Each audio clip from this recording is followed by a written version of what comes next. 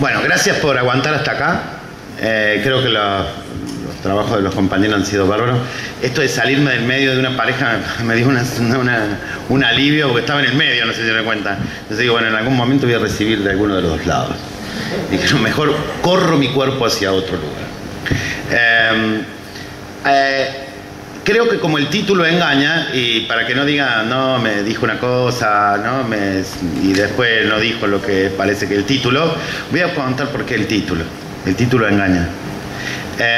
A ver, nosotros estamos laburando ya de hace un tiempo atrás por distintas verdaderas casualidades los dos temas que parecen contradictorios, paradójicos: el suave colchón de hojas verdes con tomate cherry y el hambre.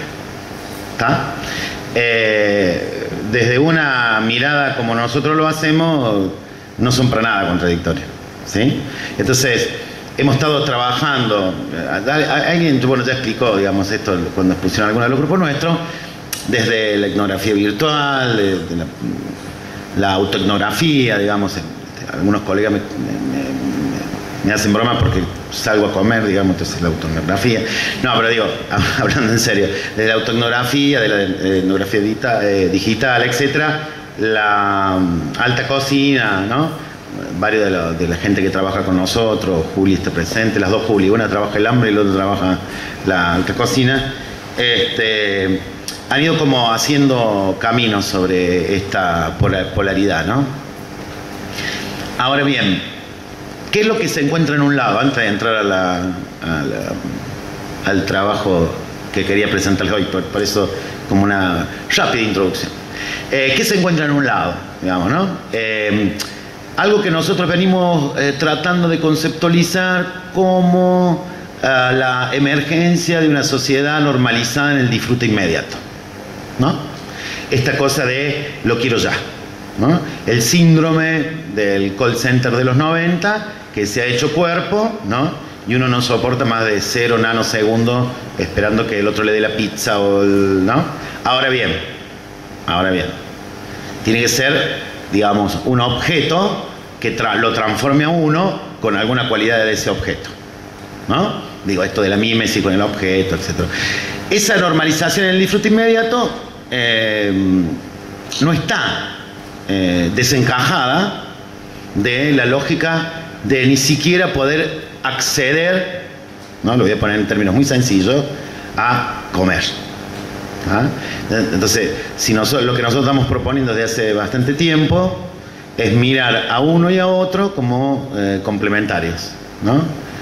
Si ustedes quieren, en las ciencias sociales latinoamericanas esta estrategia es bastante vieja. Esta complementariedad se trabaja como una heterogeneidad estructural que tiene una tensión mutua epistémica, teórica, ¿no? Bueno, en ese contexto, hace un tiempo atrás yo escribí un trabajito que hice mención ayer, y traté de hacer un ejemplo de nuestra visión sobre cuerpos y emociones a través de cómo funciona nuestra visión de cuerpos y emociones a través del hambre. ¿Ah? Hoy, llegamos por fin. Hoy lo que traigo para presentar es tratar de dejar planteadas la mayor cantidad de dudas posibles, que yo posiblemente crea que son afirmaciones, ¿sí? Sobre cómo se relaciona, ¿sí? La producción de energía y la distribución de las corporalidades. ¿Está? A ver, empecemos. Bueno, ponemos con este. Nuestro esquema general de análisis, que yo no lo puedo desarrollar acá, pero para que se entienda, simplemente lo pongo por dos razones, ¿no? Primero, nosotros, como alguien dijo ya en algún momento en alguna presentación de nuestros grupos, partimos de un enfoque epistemológico teórico muy claro: el realismo crítico dialéctico, la teoría crítica y la hermenéutica crítica. Y en ese cruce entendemos esta relación entre percepciones, impresiones y sensaciones como esta barra, ¿no?, que topa entre cuerpos y emociones y que en todo caso tiene esta primera descripción de carácter, si ustedes quieren, teórico sustantivo, cuerpo individuo, cuerpo social y cuerpo subjetivo, y la otra más, si ustedes quieren, metodológica, de abordaje, de mirada, de entrada, que es esta noción de cuerpo, imagen, cuerpo, movimiento y cuerpo, piel. Pero, ¿qué me interesa de esto, digamos, porque por eso es como muy largo explicarlo? Me interesaba decir esto porque quisiera compartir con ustedes el segundo nombre de mi conferencia. Yo creo que sí, o de mi charla, o lo que pude preparar para hoy, que es, si yo tuviera que ser nuevamente cordobés, porque yo soy un migrante, vivo en Buenos Aires, si yo tuviera que ser cordobés, el título de esto sería, ¿viste por qué soy materialista? Y en ese sentido, ¿no?, convocar a que reflexionemos algunas cosas sobre inmediatamente esto, digamos, ¿no? Que, bueno, ustedes tienen ahí en la slide, pero que me parece que el cerebro es el órgano más social de los cuerpos y el límite más natural de las emociones. Es una provocación para que pensemos la relación de la materialidad del cuerpo, donde puede comenzar, terminar y comenzar. En una triple visión, movesiana, cobordante y helicoidal. De todos modos, ¿qué dijiste, escribano? Pero digo, más, lo tengo que decir rápido, más allá de eso, que yo sé que lo que acabo de decir lo tendría que justificar, lo que quiero convidarles a que veamos es que esta es una paráfrasis de una expresión que Alberto Melucci hizo hace ya más de 30 o 40 años sobre, digamos, cuando pensamos cuerpos, pensamos sociedad, cuando pensamos emociones, pensamos cuerpo, cuando empezamos, ¿no? Por eso esta lógica de los límites me parece que es la que uno quiere como desbloquear. Ahora, si ustedes ven en C, y esto es lo que uno quisiera mostrar hoy, muy chiquitito, porque para poder mostrar eso chiquitito hay que hacer un despliegue hermenéutico un poco complicado, que es que la distribución y apropiación desigual de nutrientes, energías, modelan las potencialidades que el sistema neurofisiológico tiene para mantener los estados de vida posibles de los sujetos en calidad de agentes sociales. Si quiere, en lugar de leérselo, se lo digo, ¿no? Si no morfan, no están. ¿Está? Pero no están, está muy buena la categoría, pensemos en Kush. Digo, el estar siendo es una categoría muy fuerte que comienza con la materialidad de la nutriente, ¿sí? Para simplificarlo, ¿no? Supongamos que esto salga porque... vení, papi. Hacerlo así.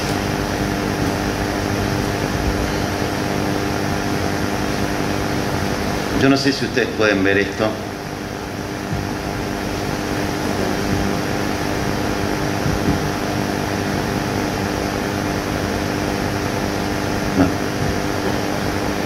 ¿No se ve bien? No, ¿no? ¿Qué pasó? Bueno, se lo voy pasando. Miren, esta es una tabla que está en este artículo que le digo, que nosotros elaboramos con la ayuda de gente de la medicina y con algunas intuiciones, que en realidad proviene de una discusión de un encuentro internacional de neurología del año 2008, pero que se mantiene como línea de investigación en la neurología contemporánea, digamos, desde hace mucho tiempo, que es muy sencilla, ¿no? El hambre genera enfermedades neurológicas, ¿sí? La columna que ustedes ven como micronutrientes tiene una lista de vitaminas, etcétera, etcétera, ¿sí? Bueno, no la voy a poder pasar bien. La otra columna son lo que ellos denominan desorden neurológico. Después voy a hacer alguna reflexión de por qué los médicos a eso le llaman desorden neurológico. Porque está muy interesante por qué. Porque lo son, digo, pero por qué la conceptualización de desorden. Y lo que ven acá pintado de celeste, o no sé cómo se ve ahí gris, son los alimentos. Vamos de nuevo, ¿sí? Si usted necesita tener condiciones. Voy a decir algo entre lo horroroso y lo terrible. Si usted necesita tener condiciones de fuerza de trabajo estable, ¿está? Necesita comer lo que está en esta otra, porque si no, las otras que están en el medio vienen y se comen al trabajador. El estrés, ¿no? La falta de movimiento, etc. Hasta acá me siguen, acá, o puedo ser claro, esa sería la expresión más correcta. Bien. ¿Qué hice yo? Porque bueno, dije, este cuadro, me pasa que yo lo hice en otro sistema de... Ahí está. Este cuadro no se entiende bien. Para poder explicar lo que yo quise explicar, lo metí en el programita ese Moodle, ¿no? ¿Lo conocen? El de la lluvia de palabras. Metía los alimentos ahí, ¿está? Y dije, ¿qué me sale? Cereal, nueces, hortalizas. Vamos de nuevo. ¿Qué necesito comer para estar en condiciones de fuerza de trabajo? Cereal, nueces, alimentos. ¿Tá? Digo, esto trabaja con una frecuencia de palabras, digamos, ¿no? Es muy simple, es una cosa muy sencilla. ¿Por qué lo hice? Porque si yo me ponía a elegir lo que yo quería trabajar, que van a ver ahora por qué, me tenía que justificar mucho cada una de esas elecciones. Entonces me pareció que este era un método al menos atractivo para hacerlo acá, digamos, ¿no? Vamos a decirlo de otro modo, para enraizarlo. Si uno toma lo que los médicos dicen que uno tiene que comer para no tener problemas en su cabecita, para poder seguir trabajando, ¿sí? Lo que los médicos más dicen es cereal, lo que los médicos después más dicen es nueces, lo que dicen después son hortalizas, etcétera, etcétera. ¿Se entiende? Hasta ahí esa la primera explicación. Bueno, pero entonces, ¿qué hacemos los seres humanos para alimentarnos? ¿No? Alimentarnos, comer, bueno, ya dije trabajar, pero en definitiva, construir sistemas económicos, ¿no? Y esto no es un dato menor, porque miren lo que es Argentina. Nosotros somos abastecedores mundiales de, pueden leer todo lo que es ahí, seguramente que somos mucho menos que los brasileños, digo, para no discutir, digamos, pero todo esto. Ahora, si ustedes toman esto y ven lo de ahí, nosotros producimos eso, lo que nos trae una palabra, una crítica, llámenle como quiera, muy interesante de la economía política. Incluso la economía política burguesa, que es muy interesante. Bueno, no hay una economía política que no sea burguesa. Pero digo, la economía política responde 3 o 4 preguntitas. Vieron que a ellos mucho no le da, ¿no? Pero digo, ellos responden 3 o 4 preguntitas. ¿Qué producir? ¿Quién lo produce? ¿Y para quién se produce? Y dicen que así se arma el sistema económico. La verdad que no se matan, pero explica mucho, ¿no? Entonces, la efectividad de lo que quiero mostrar. Si esto me hace falta comer, ¿quién lo produce? Bueno, lo producimos en Argentina, ¿no? Esto está claro, ¿sí? Pero tenemos un pequeño problemita con esto. Un problema de distribución. Ese es el mapa de las 5, 6, 7 compañías que manejan todos los productos de primera necesidad y alimentos en el mundo. Como ustedes podrán ver, son 6, 7, ¿no? P&G ha comenzado una gran campaña del año pasado de pornografía de su pertenencia a Argentina, porque justamente una de las estrategias de expansión, ¿sí?, ya decidida por P&G hace bastante tiempo, era tener estrategias para países del tercer mundo. P&G es Gillette, todo lo que está en su casa, ¿va? Lo que se pone acá, lo que se hace así, ¿sí? Pero fíjese todo lo demás que es dueño, ¿sí? Nosotros, en la economía mundial se le da una compañía de healthcare, ¿no? De cuidados, digamos, ¿no? Ahora bien, uno me podría decir, bueno, ¿qué me está queriendo decir? Bueno, mire, volvamos. Si usted necesita comer, tenemos que ver quién lo produce. Ahora bien, ¿en Argentina se produce? No solamente se produce, somos exportadores, ¿sí? Ahora, tenemos un problemita, parece ser que eso está concentrado. No, pero usted me está hablando de la concentración mundial. Después voy a volver porque empecé con la concentración mundial, ¿está? Pero el 75% de los productos de consumo masivo lo fabrican 28 empresas en la Argentina. Solo 2 son argentinas. Las 7 exportadoras de producción agrícola manejan el 90% de la producción agrícola. Cargill, entre de esas, ¿no? Bunge. El 80% del aceite que se consume lo producen 2 empresas. Molinos Río de la Plata y Aceitera General Dehesa. Los lácteos, el 78%, La Serenísima y Sancor, etc. Lo están viendo, no hace falta que se lo diga. ¿Sí? Simplemente para recordarles algo. Las palabras esas, ¿no? Cereales, hortalizas, nueces. Exportadoras agrícolas. ¿Sí? Miren, tenemos un cuarto problema, digamos, en esta lógica. El cuarto problema es quién lo concentra. ¿En qué sentido quién lo concentra? ¿Cómo se distribuye? Una cosa que no dije por el apuro y por hacerme el pavote haciendo chiste, es que una de las cosas que me propuse es no usar datos primarios o datos secundarios reusados por nosotros. Toda la información que tengo acá es toda información oficial de otros, ¿no? Este cuadro está hecho por el Sindicato de Empleados de Comercio, ¿está? Del compañero Cavalieri. Y ustedes sí ven, digamos, de todas las bocas de distribución de alimentos y acuérdense que esto, el 75% de los productos de consumo, lo producen 28 empresas. Miren quiénes lo distribuyen. ¿Está? Digo, es muy sencillo. Hay 1000 y pico y entre 4 o 5 empresas, aunque Elqui ya se vendió, el 70% son las 5 primeras. ¿Sí? Ahora, ¿se acuerdan que esta es una cosa, vimos 2 cosas. ¿Quiénes producían? Concentrado. ¿Quiénes distribuían? Concentrado. Bueno, como sabía que iban a venir acá mis compañeros chilenos, las nueces argentinas que nosotros comemos son chilenas. ¿Por qué? Porque uno podría decir que en el sistema, los economistas, la economía burguesa, dice, bueno, pero usted puede comprar y vender en el extranjero. Es uno de los motivos por los cuales comencé con la concentración a nivel internacional. Pero lo que sucede es que hay productos, y en este caso la tercera palabra que parecía como la más importante en el cuadro, que la Argentina la importa. No es que nosotros no importemos, como no produzcamos porque eso sería una mentira. Estos son datos del INDEC, pero es en realidad información del INTA. No es que nosotros no produzcamos nueces de nogal, ¿sí? Sino que en la cantidad que nosotros consumimos y en la cantidad que nosotros exportamos, en realidad debemos importar desde Chile. ¿Está?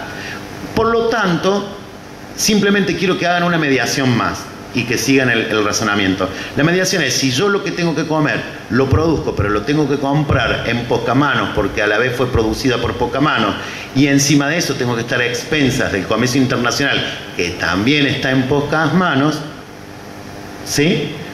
La nuececita que va al cerebro cada vez se hace más escasa, ¿verdad? Bien, pero veamos otra de las palabritas que estaban por ahí por el esquema, que es las hortalizas. En Argentina tenemos, en todo caso, este es un cuadro hecho por el INTA, una posibilidades, digamos, de distribución de hortalizas. Acá está Juli, que no me deja mentir, dentro de las cosas que vos decís, a ver, ¿qué es lo que más rápido puede otorgar micronutrientes para la cosa? Las hortalizas, digamos, y la lógica pueden ser una de las más a mano que tenga. El plan Huerta funciona y funciona como funciona, pero funciona. Por eso digo, no es uno de los procesos. Yo hace muchos años que vengo jodiendo ya, la gente que está en el grupo de Mira con Cario, yo siempre apuesto o digo que lo que hay que hacer es la revolución de la política de la lechuga. Si toda embarazada comiera una lechuguita, los chicos en la pancita estarían mejor. Pero vean, esta cosa de lo que quiero mostrar acá, es que acá nos agrega un quinto problema, que es la distribución regional dentro de los sistemas económicos. No solamente tenemos la concentración internacional, no solamente tenemos la concentración de la distribución, no solamente tenemos la concentración nacional, sino también la distribución dentro del mismo país, aún sea que eso que estamos mostrando sea, en todo caso, digamos, no esté tan mal. ¿Sí? Bien. La carne. Estos son datos viejos. Cuesta mucho conseguir datos secundarios en la Argentina, ¿no? No voy a hacer acá... son datos 2009. Pero si ustedes ven algo, la relación entre las carnes han cambiado. Esto también tiene que ver con la parte del disfrute, ¿no? Esta otra parte que expliqué al principio, el suave colchón de hojas verdes. Entre la broma y lo real, mientras disminuye el consumo de carne vacuna, en realidad por su precio, también disminuye la pluralidad de ofertas digamos, de dietas y la oferta de posibilidades de comer que antes uno no veía, ¿no? Un amigo mío suele decir que la verdadera revolución menemista fue poder comprar en los supermercados, ¿no? Porque en los 90 pudimos comprar castaña de cajú de Arabia, ¿no? Digo, porque me parece que hay una cosa, para decirlo como lo decían los sociólogos de la década del 50, fíjese, que no sé quién preguntaba por acá la otra vez, bueno, pero estaría bueno que lo pudiéramos hablar con detenimiento. En la década del 40 y el 50 se hicieron muchas encuestas sobre sensibilidades. ¿Por qué? Porque una de las lógicas que tenía la sociología de aquella época era la revolución de expectativas. Y era lo que generaba, digamos, el consumo interno, y ese consumo interno generaba desarrollo endógeno, y eso generaba una expansión del capital a nivel de escala nacional. Esto solamente para decir que también se nos agrega otro problema, que incluso si usted tiene la posibilidad de comer, cambian las dietas. Aguirre, todos los especialistas, digamos, en comida que hay en Argentina, en comida. Bueno, estoy dando por sentados que ustedes saben que yo sé la diferencia entre comer, alimentarse, nutrirse, ¿no? Sí. Bien, los que se dedican a esto ya desde hace mucho tiempo antes que nosotros, un poco tiempo, no importa, pero antes, han mostrado, digamos, que hay dietas respecto a clases, ¿sí? Y que por lo tanto no estamos inventando la pólvora. Ahora bien, lo que también nosotros hemos visto, y que creo que los aportes de la tesis Juli van a ser muy interesantes en eso, es que esa distribución tiene que ver con la configuración de las prácticas ideológicas respecto a cómo se miran esos alimentos. Y entonces, en esa lógica, no solamente hay oferta de otra carne, qué sé yo, carne de conejo, carne de jabalí, ¿no? Sino también otras prácticas ideológicas que nos agregan un sexto problema: la concentración, es decir, el manejo de lo que significa comer, ¿no? Es decir, la lógica de las prácticas ideológicas que me dicen, no solamente, volvamos a la nuececita y el cerebro, ¿no? Sino, ¿qué es una nuez? ¿Sí? Yo cuando era chico no podía comer nuez, en mi casa era muy caro comer nuez, nunca comí nuez, y cuando vi por primera vez una nuez estaba chocho. Ahora la nuez es más accesible, pero lo que no se puede hoy comer es higo de Madagascar, ¿me entienden? Pero el higo de Madagascar es lo más codiciado. ¿Y cómo saben los sectores populares que el higo de Madagascar es lo más codiciado? Porque hay un cambio en las prácticas ideológicas de la distribución de esa lógica entre comer, alimentarse, ¿no? Y buscar nafta para el auto, que se llama cuerpo, digamos. No me maten, por favor, simplemente una analogía. Si nosotros vemos esto, podemos tener otra pregunta. Y entonces, por más que aceptemos definiciones como esta, que en el grupo nuestro no nos gusta mucho, la noción de inseguridad alimentaria, pero la aceptemos, y vemos los datos que hay para Argentina. Estos son los datos de la Católica, no son los únicos datos que hay, son los datos que tengo que usar.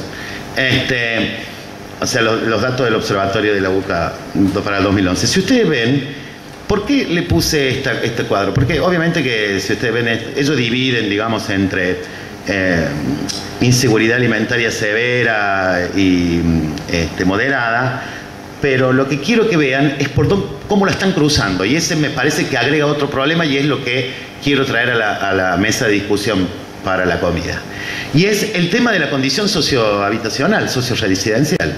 Si ustedes ven donde queda más alto y más bajo, está asociado a eso. Por lo tanto, repito, y me estoy haciendo repetitivo, tenemos la concentración a nivel internacional, tenemos la concentración de la producción, la concentración de la distribución desigual regional, tenemos la distribución desigual de prácticas ideológicas sobre el comer, pero también tenemos que eso se hace por e inscripto en la ciudad colonial en donde vivimos, donde hay muros, donde esos muros son tan pornográficos que el otro no tiene ni siquiera decir que es extranjero, porque extra es justamente eso que está afuera, ¿no? Solamente con la mirada que opera, ya no como forma de lo cotidiano solamente, sino poniendo, ¿sí?, al igual que en las ciudades amuralladas medievales, los indeseables de un lado, ¿no? Pero que es justo que esos indeseables coincidan, ¿no?, con esta lógica de la alimentación. ¿Me siguen? Con esta lógica. ¿Por qué? Porque se le agrega más. Tenemos desigualdades incluso en las geometrías corporales urbanas, ¿está?, con respecto a la alimentación. Pero además, tenemos por clase, ¿está? Vuelvo a insistir, son datos secundarios, yo lo estoy haciendo decir lo que puedo decir con los datos que tengo. Supongamos que clase y NBI sean lo mismo. Pero bueno, también tiene que ver, ¿por qué? Porque había un dato que dijimos al comienzo que parecería ser como medio elemental, que es cuerpito, trabajo, capitalismo. Bueno, significa de dónde saco la plata para cubrir, ¿no? Bueno, la sociología contemporánea inventó el NBI para escamotear la clase, pero la clase, como todo objeto que no se ve, se venga cada vez que uno lo analiza, ¿no? Y en ese sentido, como este objeto maldito que vuelve cada vez que uno no lo quiere invocar, cuando uno junta, es una expresión muy epistemológica, juntar, cuando uno junta, ¿no?, cuando uno cruza, hace jugar, ve la trama entre las concentraciones y las formas urbanas y las formas de racializaciones y de clase, va entendiendo que la cuestión del alimento y del comer no es un puro juego, ¿no? Entonces, fíjese, yo tomé acá un tema, digamos, para los argentinos un poco complicado, que es la evaluación de la UH, ¿no? Este es un informe que no evalúa mal a la UH, ¿no? Es la asignación universal por hijos, ¿no? El Bolsa Familia. Bueno, que no evalúa mal, pero quería que leyeran estas cosas de estos. O sea, son los colegas que publican el paper, son los que están ahí, y son las expresiones de la gente, ¿no?, que me interesaba más. ¿Por qué? Porque de las cuestiones, que no se las voy a leer porque están leídas ahí, salen 2 o 3 cosas que quiero que presten atención en la narración de la gente. Que hay días para comer el día de cobro, ¿no? O sea, usted puede decir que la UH es buena, mala, lo que sea. Pero lo que sí se instaura muy fuertemente, nos salen nuestros datos, digamos, en las cosas que hacemos, pero estos no son datos nuestros, por eso, porque a mí me gusta más mostrarlos con esto, es que hay días para comer. O sea, yo cuando cobro, ¿no?, es el día para... No, eso es lo que se hacía en mi casa, ¿no? Mi viejo cobraba y nos morfábamos todo y hasta el otro mes, dale. ¿Me entendés? Bueno, acá pasa lo mismo. Por eso me parece que la cotidianeidad esta... tiene que ver con, fíjese, con esto que yo decía, de cómo se se transforma la lógica del disfrute del colchón de hojas verdes en un gusto popular, ¿no?, donde, miren, empieza a ser la milanesa napolitana y el pollo los objetos que se ponen como un refuerzo a ese es mi día, ¿no? Esa es la cuestión. La primera, que hay un día. La segunda, que hay criterios, ¿no?, que son muy buenos y que la gente lo dice primero los niños. Bueno, en todas nuestras investigaciones salen eso. Digamos. O sea, estamos mejor, pero para que coman los chicos. En las 4 o 5 aseveraciones que están acá. Y lo de la Terrabuzzi es una marca de galletas muy famosa en Argentina. Lo de la Terrabuzzi es muy interesante, porque la Terrabuzzi es cara, ¿no? Entonces digo, a ver, ¿qué es lo que hace un pobre cuando tiene dinero? Busca un signo de distinción, lo voy a decir muy básico, ¿no? Para no decirlo como lo diría Escribano el otro. Busca un signo de distinción. ¿En dónde? En un objeto que en su mímesis le recuerde que puede anular toda la cadena de desigualdades que hemos puesto hasta ahora, ¿no? Entonces, digo, si uno vuelve al cuadrito, a la nube esa, ¿no? Esa nube de palabras, cereales, nueces, etc.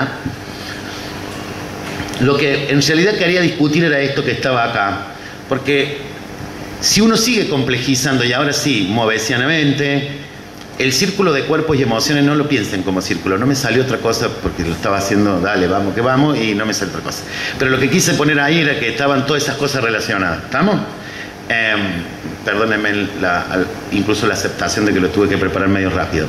Pero me parece que puede ser interesante que retomemos entonces. Si nosotros tenemos micronutrientes necesarias para que no haya problemas de carácter neurológico, y eso está en los alimentos que contienen esos micronutrientes, pero la concentración de esos alimentos es cada vez mayor en el mundo, y también es cada vez mayor la concentración de la distribución de esos alimentos, y hay una distribución desigual de las prácticas del comer, ¿está?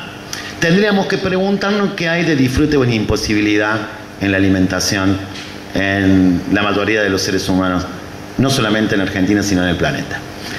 Con otro agravante, que son la cadena argumentativa que seguí de la concentración, etcétera, etcétera. Por eso yo le dije, ya ve que después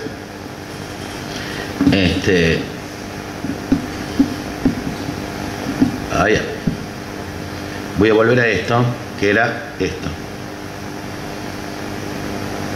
Upa. Si nosotros volvemos acá, ¿sí? ¿Se acuerdan? El mapa que tenemos ahí. Fíjese que nos aparecen otras cosas que tienen que ver directamente con lo que queremos transmitir algo. Si hay algo que se altera, y yo no he puesto acá una gran discusión a nivel internacional que está habiendo, no solamente nosotros, quiero ser muy enfático que nosotros, no solamente los argentinos, discutimos los transgénicos. Es una discusión en todo el mundo, y que no la pongo acá porque me llevaría a otra serie de argumentaciones que no puedo hacer acá. Pero lo que sí está claro es que si nosotros producimos los cereales, eso los fumigan. Que si nosotros tenemos esos cereales que resisten es porque hay transgénicos. Pero además hay contaminaciones por una serie de factores. Yo no solamente estoy hablando de la contaminación en la minería de cielo abierto, que por supuesto es muy importante, no solamente estoy hablando de las contaminaciones tradicionales, digamos de aire, agua, etcétera, sino de las contaminaciones tecnológicas, ¿sí? De las contaminaciones sonoras, de las contaminaciones que hay. Por ejemplo, un estudio de uno de los grupos más respetados en la sociología rural en Argentina, que hizo sobre el cordón, ¿sí? Sobre el cordón de hortalizas y legumbres de Buenos Aires, ¿sí? Arrojó, y un dato para Emilia también, que el 85% de los que trabajaban ahí estaban contaminados por las cosas que le ponían a las plantas. Imagínate lo que morfamos en Buenos Aires, si los guasos que le ponían.